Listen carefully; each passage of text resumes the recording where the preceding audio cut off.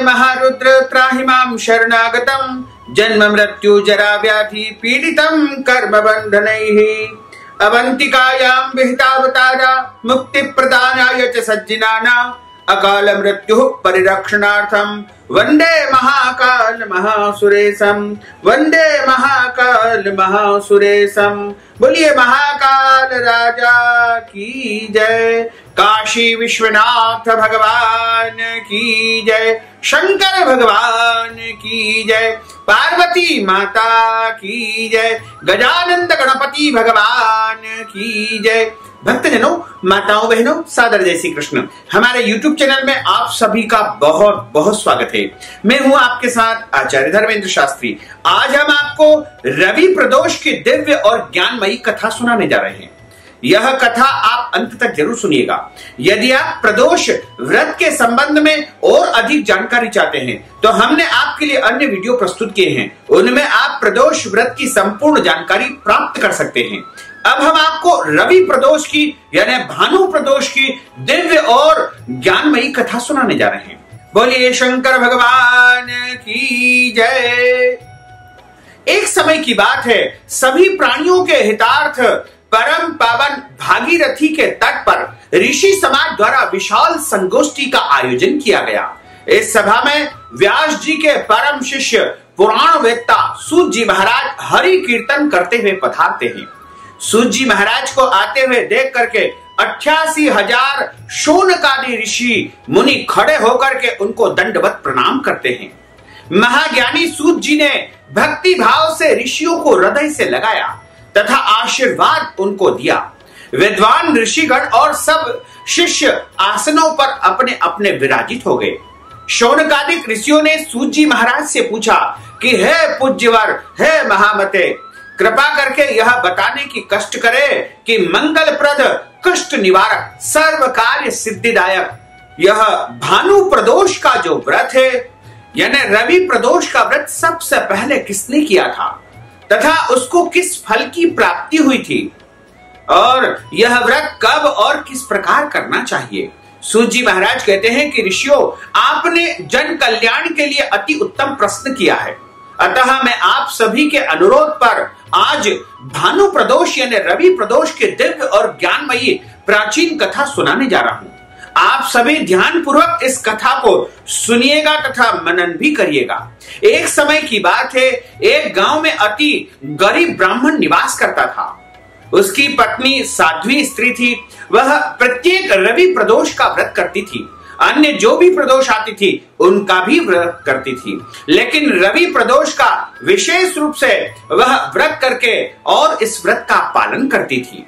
एक पुत्र उसके घर में था और एक समय की बात है कि उस पुत्र ने कहा कि माता, मैं गंगा स्नान के लिए जाना चाहता हूं, आपकी अनुमति मुझे चाहिए। तो माता ने कहा कि बेटा जरूर जाओ, लेकिन अपने साथ कुछ न कुछ भोजन सामग्री या खाने पीने की वस्तु भी लेकर जाओ। उस पुत्र ने माता की आज्ञा को मान लिया तथा अपने साथ भोजन की वस्तु लेकर के वह गंगा स्नान के लिए निकल गया। दुर्भाग्यवश मार्ग में उस बालक को चोरों ने घेर लिया और कहने लगे कि हम तुम्हें मारेंगे नहीं, तुम अपने पिता का गुप्त धन हमें बतला दो। तुम्हारे पिता ने गुप्त धन कहां पर छिपा करके रखा है, उसकी जानकारी हमें दे दो। बालक दीन भाव से कहने लगा कि बंधुओं, हम अत्यंत दुखी दीन है, हमारे पास कोई धन नहीं है, कोई वैभव नहीं है और मेरे पिता भी गरीब है, उनके पास धन कहां से आएगा। तब चोरों ने कहा कि इस पोटली में तेरे पास क्या बंधा हुआ है। बालक ने निसंकोच कहा कि मेरी मां ने रास्ते में भोजन के लिए रोटियां रख दी है। यह सुनकर के चोरों ने अपने साथियों से कहा कि साथियों, यह बालक तो अति दीन दुखी मनुष्य है, अतः हम किसी और को जो है लूटेंगे, इसको छोड़ दिया जाए। तब सभी चोरों ने निश्चय करके उस बालक को वहां से जाने दिया। बालक वहां से चलते हुए एक नगर में पहुंचा और उस नगर के समीप ही एक बरगद का पेड़ था। उस पेड़ के नीचे जाकर के उस वृक्ष की छाया में वह बालक विश्राम करने लगा। उसी समय जब उसको नींद लग गई तो सिपाही चोरों को ढूंढते ढूंढते एकाएक उस बरगद के पेड़ के पास आ पहुंचे। और उन्होंने विचार किया कि यह चोर है, अतः उसको बंदी बना करके राजमहल ले गए और राजा ने बिना विचारे ही उसको बड़े भारी जेल खाने में डाल दिया गया, कारावास में डालने का आदेश दे दिया। अब वह ब्राह्मणी जिसका पुत्र गंगा स्नान के लिए गया था, वह बड़ी चिंता करने लगी कि पूरा दिन व्यतीत हो गया, रात भी हो गई है, लेकिन फिर भी मेरा पुत्र वापस लौट करके अभी तक क्यों नहीं आया है। ऐसी चिंता करते करते वह अगले दिन प्रातः काल रवि प्रदोष था, यानी रविवार के दिन प्रदोष था। तो उस बालक की माता ने, उस ब्राह्मणी ने रवि प्रदोष का विधि विधान से व्रत किया और भगवान शंकर से प्रार्थना की कि हे भोले बाबा, मेरा पुत्र गंगा स्नान के लिए गया है, लेकिन कल से लेकर के अभी तक लौटा नहीं है। आप कृपा करके मेरे बेटे को सुरक्षित मेरे घर वापस लौटा दीजिए। इस प्रकार उसने रवि प्रदोष का विधि विधान से व्रत किया तथा भोलेनाथ से प्रार्थना की। भोले बाबा ने उसकी प्रार्थना को स्वीकार कर लिया और अगले दिन जिस राजा ने उस बालक को कारागृह में डाला था, उसको स्वप्न में आकर के भोले बाबा ने कहा कि जिस बालक को तुमने जो है अपराधी मान करके अपने कारागृह में डाल दिया है, उसको तुरंत छोड़ दो।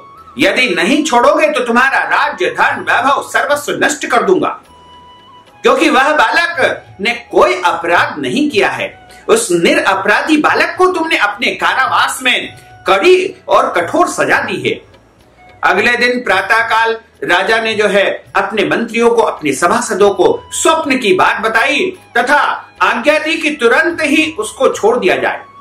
अतः सिपाहियों ने उसको छोड़ दिया और उसके बाद राजा ने आज्ञा दी कि भगवान ने मुझे स्वप्न में आकर के इस बालक के विषय में कहा है, अतः इस बालक को मुझे जो है 5 गांव देकर के राज्य वैभव प्रदान करना चाहिए, क्योंकि कोई न कोई भगवान का भक्त है। इसी कारण भगवान ने मुझे स्वप्न में आकर के इस बालक के विषय में बताया है।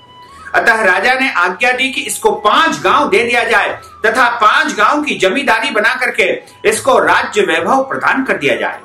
उसके बाद उस बालक को राजा ने 5 गांव देकर के राज्य वैभव प्रदान किया। वह बालक खुशी खुशी अपनी माता के पास पहुंच गया तथा माता ने भगवान भोलेनाथ का विधिवत पूजन अर्चन करके जो है रवि प्रदोष का जो है उद्यापन भी किया। तो इस तरह रवि प्रदोष के व्रत करने से और उस माता के द्वारा भगवान भोलेनाथ की प्रार्थना करने के कारण जो है उस बालक को कारावास से भी मुक्ति मिल गई तथा उसे धन, वैभव, समृद्धि सब कुछ प्राप्त हो गई। तो इस प्रकार रवि प्रदोष का जो कोई भी व्रत करता है उसके जीवन की समस्त मनोकामनाएं पूर्ण हो जाती है। यदि वह शिक्षा की इच्छा रखता है तो शिक्षा में उन्नति हो जाती है। यदि मनुष्य चाहता है कि मेरे जीवन में मुझे अच्छी नौकरी मिल जाए या मैं अच्छा व्यापार व्यवसाय प्रारंभ कर सकूं, तो भोले बाबा उसकी प्रार्थना को अवश्य ही स्वीकार करते हैं। यदि वो पदोन्नति चाहता है या आय में वृद्धि चाहता है या आर्थिक समस्याओं का समाधान चाहता है, तो भोले बाबा उसकी कामना को अवश्य ही स्वीकार करते हैं। यदि मन वांछित वर या वधु की प्राप्ति चाहता है या फिर प्रेम विवाह चाहता है या फिर संतान प्राप्ति की इच्छा है या फिर उसके मन में कोई भी इच्छा है, जो भी मनोकामना है, वह सब भोले बाबा अवश्य ही पूर्ण कर देते हैं। क्योंकि प्रदोष का व्रत एक ऐसा व्रत है जिसको करने से भोले बाबा तथा माता पार्वती का भरपूर आशीर्वाद मनुष्य के जीवन में उसे प्राप्त हो जाता है तथा उसे धन, वैभव, समृद्धि, सुख सभी प्राप्त हो जाता है और इस संसार में धर्म, अर्थ, काम और अंत समय में वह सभी सुखों को भोगने के बाद मोक्ष पद को, शिव पद को प्राप्त कर लेता है। प्रदोष का व्रत करने से मनुष्य के जन्म जन्मांतर के पाप दोष नष्ट हो जाते हैं। बोलिए शंकर भगवान की जय, पार्वती माता की जय, गजानंद गणपति भगवान की जय, नंदीश्वर भगवान की जय, नागराज भगवान की जय, कार्तिक स्वामी की जय। ओम नमः शिवाय, ओम नमः शिवाय, ओम नमः शिवाय, ओम नमः शिवाय, ओम नमः शिवाय, ओम नमः शिवाय, ओम नमः शिवाय, ओम नमः शिवाय, ओम नमः शिवाय, ओम नमः शिवाय, ओम नमः शिवाय, ओम नमः शिवाय। हर हर भोले नमः शिवाय। भोलेश्वराय शिव भोलेश्वराय, हर हर भोले नमः शिवाय। नागेश्वराय शिव नागेश्वराय, हर हर भोले नमः शिवाय। ओम नमः शिवाय ओम नमः शिवाय, हर हर भोले नमः शिवाय। नमः शिवाय ओम नमः शिवाय, हर हर भोले नमः शिवाय। भोलेश्वराय शिव भोलेश्वराय, हर हर भोले नमः शिवाय। भोलेश्वराय शिव भोलेश्वराय, हर हर भोले नमः शिवाय। नमः शिवाय ओम नमः शिवाय, हर हर भोले नमः शिवाय। नमः शिवाय ओम नमः शिवाय, हर हर भोले नमः शिवाय। बोलिए महाकाल राजा की जय, काशी विश्वनाथ भगवान की जय। अब हम सभी मिलकर के भगवान की आरती का गायन करेंगे। बोलिए शंकर भगवान की जय, पार्वती माता की जय। ओम जय शिव ओमकारा, भोले हर शिव ओमकारा। ब्रह्मा विष्णु सदा शिव, भोले भोलेनाथ महादेव। अर्धांगी धारा, ओम हर हर हर महादेव। एकानन चतुरानन पंचानन राजे, भोले पंचानन राजे। हंसासन गरुडासन, हंसासन गरुडासन। वृषवाहन साजे, ओम हर हर हर महादेव। दो भुज चार चतुर्भुज दश भुज ते सोहे, भोले दश भुज ते सोहे। तीनों रूप निरखता, तीनों रूप निरखता। त्रिभुवन जन मोहे, ओम हर हर हर महादेव। अक्षमाला वनमाला मुंडमाला धारी, भोले मुंडमाला धारी। चंदन मृगमद सोहे, चंदन मृगमद सोहे। भोले शुभकारी, ओम हर हर हर महादेव। श्वेतांबर पीतांबर बाघांबर अंगे, भोले बाघांबर अंगे। सनकादिक ब्रह्मादिक, सनकादिक ब्रह्मादिक। भूतादिक संगे, ओम हर हर हर महादेव। कर के माध्य कमंडल चक्र त्रिशूल धरता, भोले चक्र त्रिशूल धरता। जग करता जग हरता, जग करता जग हरता। जग पालन करता, ओम हर हर हर महादेव। ब्रह्मा विष्णु सदा शिव, जानत अविवेका। भोले जानत अविवेका। प्रणवाक्षर के मध्य, ओमाक्षर के मध्य। ये तीनों एका, ओम हर हर हर महादेव। पार्वती जी पर्वत में विराजे, शंकर कैलासा। भोले शंकर कैलासा। भांग धतूरे के भोजन, भांग धतूरे के भोजन। भस्मी में वासा, ओम हर हर हर महादेव। काशी में विश्वनाथ विराजे, नंदो ब्रह्मचारी। भोले नंदो ब्रह्मचारी। नित उठ भोग लगावत, सब मिल दर्शन पावत। महिमा अति न्यारी, ओम हर हर हर महादेव। अवंतिका महाकाल विराजे, भक्तन हितकारी। भोले भक्तन हितकारी। नित उठ भस्म रमावत, सब मिल दर्शन पावत। महिमा अति भारी, ओम हर हर हर महादेव। त्रिगुणा स्वामी की आरती जो कोई नर गावे, भोले जो कोई नर गावे। कहत शिवानंद स्वामी, जपत हर हर स्वामी। मन वांछित फल पावे, ओम हर हर हर महादेव। जय शिव ओमकारा, भोले हर शिव ओमकारा। भोले पार्वती पार्वती का प्यारा, बोले ऊपर जलधारा, बोले ओढ़त मृगछाला, बोले पीवत भंग प्याला, बोले गले नाग काला, बोले भूरी जटाओं वाला, बोले भस्मी रमाने वाला, ब्रह्मा विष्णु सदाशिव, बोले भोलेनाथ महादेव, अर्धांगी धारा, ओम हर हर हर महादेव।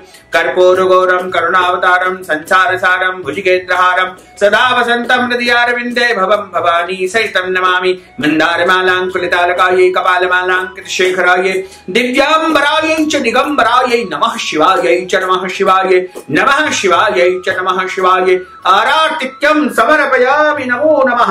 बोलिए भोलेश्वर भगवान की जय। अथ मंत्र पुष्पांजलि। हाथ में अक्षत पुष्प लेकर के बिल्व पत्र लेकर के भगवान को पुष्पांजलि अर्पित करेंगे।